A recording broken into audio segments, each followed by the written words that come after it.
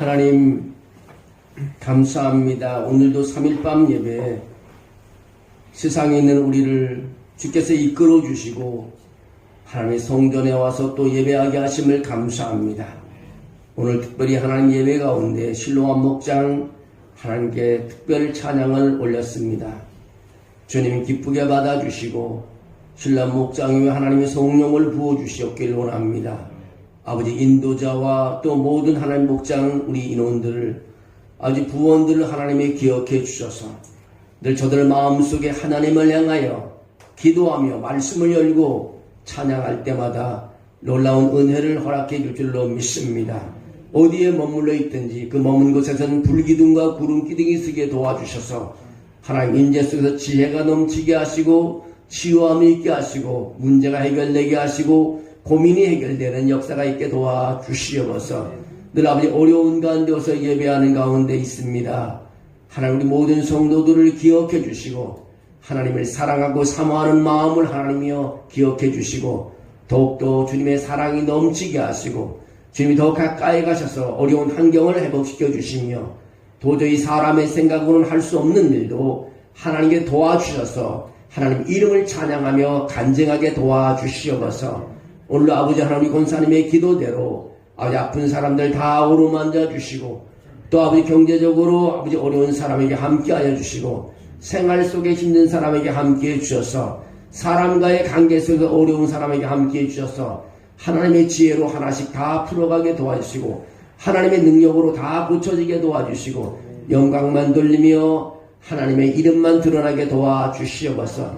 이 시간도 주의 영이 우리와 함께함을 믿습니다. 예수님의 이름으로 기도하옵나이다. 아멘.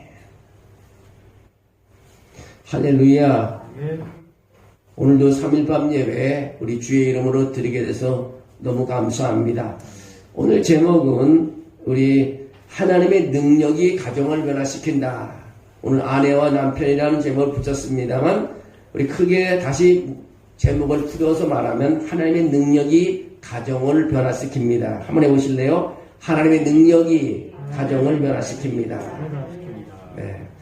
오늘 말씀의 초점은요, 권력이 아닌 사랑, 지배가 아닌 자기 희생에 대해서 말씀을 드리겠습니다. 여러분, 러시아의 대문호 레오 톨스토이는 안나 카레니나라는 장편 소설으로 이렇게 시작을 합니다. 행복한 가정은 모두 비슷하지만 불행한 가정은 모두 저마다의 이유로 불행하다는 말을 썼습니다. 가정은 너무 가깝기 때문에 행복의 깊이도 크고 상처의 깊이도 큽니다. 오늘 우리가 살아가는 사회를 조금만 둘러봐도 가정의 깨어짐을 볼 수 있고요. 관계가 붕괴되는 것을 볼 수 있고요. 사랑 대신 권력이 자리 잡은 모습을 쉽게 발견할 수가 있습니다.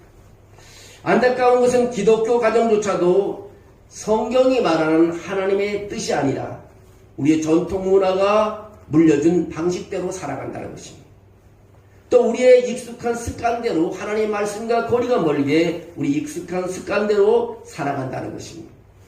또 우리가 잘못 배운 권력 구조를 그대로 답습하며 살아가는 경우가 많다는 사실입니다. 그래서 오늘 본문에서 사도 바울은 분명하게 선언하기를 이런 말을 합니다. 하나님의 능력은 가정을 바꾼다는 것입니다. 그리스도의 복음은 모든 관계를 다시 회복시킨다는 것입니다. 여러분 오늘 5장 21절에 뭐라고 말하냐면 서로 복종하라고 말합니다. 본문에 들어가기 전에 반드시 붙들어야 할 키가 있는데 열쇠의 구절이 있는데 바로 5장 21절입니다. 그리스도를 경외함으로 피차 복종하라는 구절입니다. 그리스도를 경외함으로 피차 복종하라. 이 구절은요 단순한 도입이 아니라 5장 22절부터 6장 9절까지 이어지는 모든 관계의 명령의 기초가 됩니다. 성경은 가정에서 누가 더 강한가를 묻지를 않습니다. 누가 위에 있는가를 성경은 묻지도 않습니다. 성경이 묻는 질문은 이것입니다. 누가 더 사랑하는가? 누가 더 자신을 내려놓는가? 기독교적 관점에서 보면요, 우리의 권리 주장이 아니라 책임 이행이라는 것입니다. 상대에 걸리는 내가 지켜야 할 나의 의무. 오늘 5장 22절에 그렇게 시작합니다. 아내들이여 자기 남편에게 복종하기를 죽게 하듯 하라. 아내들이여 자기 남편에게 복종하라고 말합니다. 이 복종하라는 말씀은요, 오랫동안 잘못 해석해 오고 있었습니다. 이 말씀은 여성이 남성보다 열등하다는 뜻이 아닙니다. 강요된 굴복을 말하지도 않습니다. 바울은 아내들에게 자발적인 선택을 요구합니다. 죽게 하듯 하라고 말합니다. 죽게 하듯 하라. 오늘 22절에 죽게 하듯 하라. 아내의 복종은 남편이 완벽해서가 아니라 남편이 힘이 있어서가 아니라 그리스도에 대한 신뢰 때문에 나오는 믿음의 반응입니다. 남편은 아내의 상사가 아닙니다. 그리스도처럼 보호자요 돌보는 머리라는 것입니다. 그가 곧 몸의 구주시라는 것입니다. 머리됨의 핵심은요, 통제가 아니라 구원과 보호인 것입니다. 오늘 5장 22절에는 또 뭐라고 말하냐면 남편들아 아내를 사랑하라고 말하고 있습니다. 오늘 아내들이여 자기 남편에게 복종하라는 말 위에서 또 남편들아 아내를 사랑하라고 25절에 말하고 있습니다. 여러분, 본문에서 가장 많은 분량이 누구에게 할애되어 있습니까? 남편입니다. 바울은 남편에게 단 한 가지만 요구하고 있습니다. 남편들아 아내 사랑하기를 그리스도께서 교회를 사랑하시고 그 교회를 위하여 자신을 주신 같이 하라고 말하고 있습니다. 남편의 머리대문요 취하는 권리가 아니라 내려놓는 책임이라는 것입니다. 그래서요 십자가의 사랑이 있어야 되는 겁니다. 그리스도의 사랑은 말이 아니라 자기 희생이라는 것입니다. 사랑한다고 자기 희생이 없으면 안 된다는 것입니다.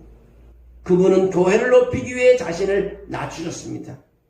진짜 사랑은 상대를 지배하지 않습니다. 상대를 움켜쥐지도 않습니다. 상대를 자유롭게 합니다. 여러분, 하나님께서 아담을 만드셨습니다. 그리고 하나님께서 아담을 잠드는 아담에게서 뭘 뽑느냐? 갈비뼈 하나를 뽑았어요. 그리고 그거를 누굴 만드냐면 아담의 하와를 만들었습니다. 아담이 잠에서 일어나서 그런 말합니다. 이는 내 뼈 중에 뼈요 내 살 중에 살이로다고 창세기 2장 23절에 말하고 있습니다. 이것은 무엇을 의미합니까? 아내는 남편의 몸이라는 것입니다. 아내는 남편의 몸이에요. 남이 아닙니다. 자기 아내를 사랑하는 자는 자기를 사랑하는 것이라고 오늘 28절에 말하고 있습니다. 아내는 소유물이 아니라는 것입니다. 아내는 부속품이 아니라는 것입니다. 아내는 남편의 몸이라는 것입니다. 아내를 해하면 자기의 몸을 해하는 것과 같다고 성경은 말합니다. 그는 아내를 상처 입히는 것은 곧 자기 자신을 상처 입히는 것이라고 말하고 있습니다.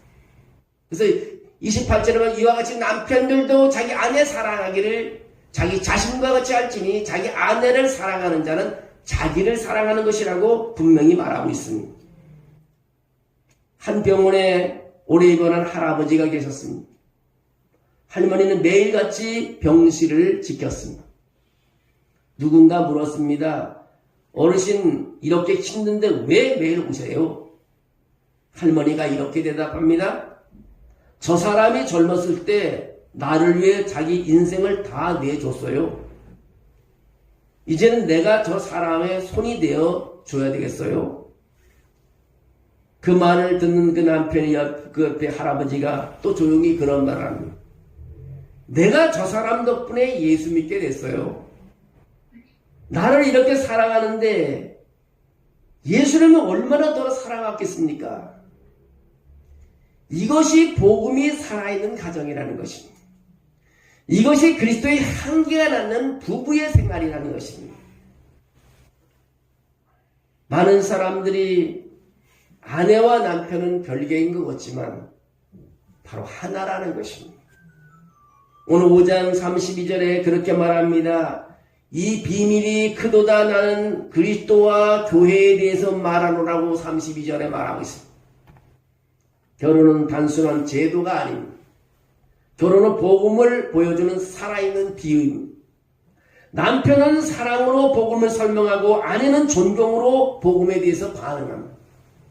그러나 너희도 각각 자기 아내 사랑하기를 자신같이 하라고 하고 아내도 자기 남편을 존중하라고 말하고 있습니다. 여러분, 하나님의 능력이 가정을 바꿔놨습니다.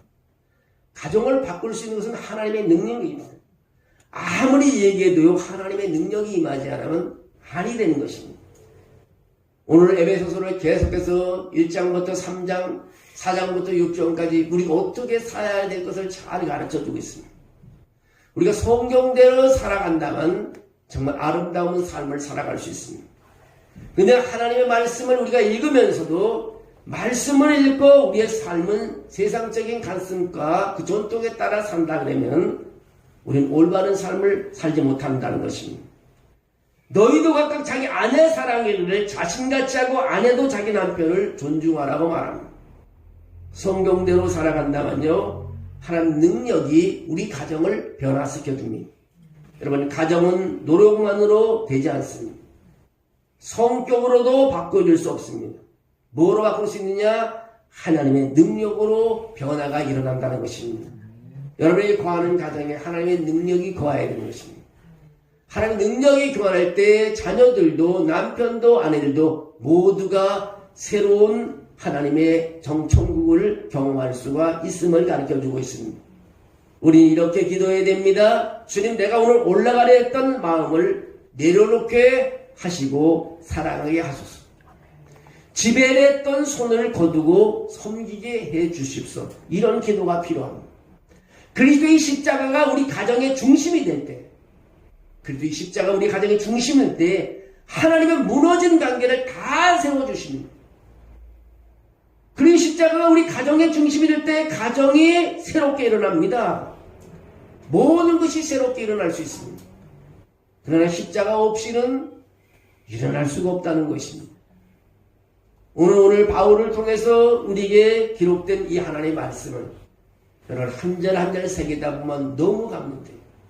과거에 내가 느끼지 못했던 말씀을 알게 되고, 가정생활은 이런 것이구나.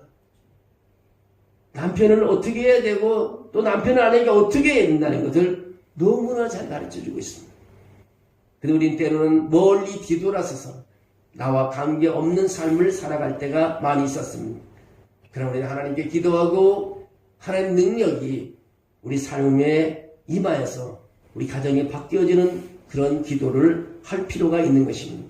오늘 말씀을 우리가 에베소서 5장 22절부터 33절까지 읽었습니다. 근데 마지막 절 하나에 그러나 너희도 각각 자기의 아내 사랑하기를 자신같이 하고 아내도 자기 남편을 존중하라. 우리는 하나라는 것입니다. 떨어져 있는 것이 아닙니다. 그러다 보니까 하나님의 능력 가운데 이런 아름다운 가정을 꾸며 아내와 남편이 하나가 되고 여러분 자녀들까지도 아름다운 가정 속에서 이런 모습을 보고 배워서 정말 그 길이 가는 길이 복된 길이 되기를 주의 이름으로 축원합니다. 사랑이 많으신 하나님 감사합니다. 주님께서 오늘도 우리에게 말씀을 주셨고 또 하나님 우리가 아내와 남편들이 어떻게 삶을 살아가야 하는지 가르쳐 주심을 감사합니다. 서로 복종하라는 주의 말씀을 알게 하심을 감사합니다. 자기 남편에게 복종하며 또 남편들은 아내를 사랑하는 이 하나님의 그 명령에 우리가 순종하며 엎드리는 삶을 살게 도와주시옵소서. 그 사랑이 십자가의 사랑이 되는 줄로 믿습니다. 그 사랑이 하나님이 원하는 사랑이 된 줄로 믿습니다. 그래서 하나님의 평안한 가정이 되게 도와주시옵소서. 그리고 가정에서 아버지의 계획한 것을 다 이루게 도와주시고 무너진 것을 다시 세우게 도와주시기를 원합니다. 부부간에 무너진 것이 다시 세워지게 도와주시고 부부간의 사랑이 다시 싹트게 도와주시고 가정의 모든 자녀들 관계에도 회복되는 역사가 있게 도와주시기를 빌고 원합니다. 주의 영이 오늘 우리 교회에 임함으로 이 영이 하나님의 일터로 흘러가게 도와주시고 또 가정으로 흘러가게 도와주시고 그것도 하나님의 영광이 드러나게 도와주시옵소서. 주께서 그런 축복으로 함께할 줄로 믿사옵고 예수님의 이름으로 기도하옵나이다. 아멘.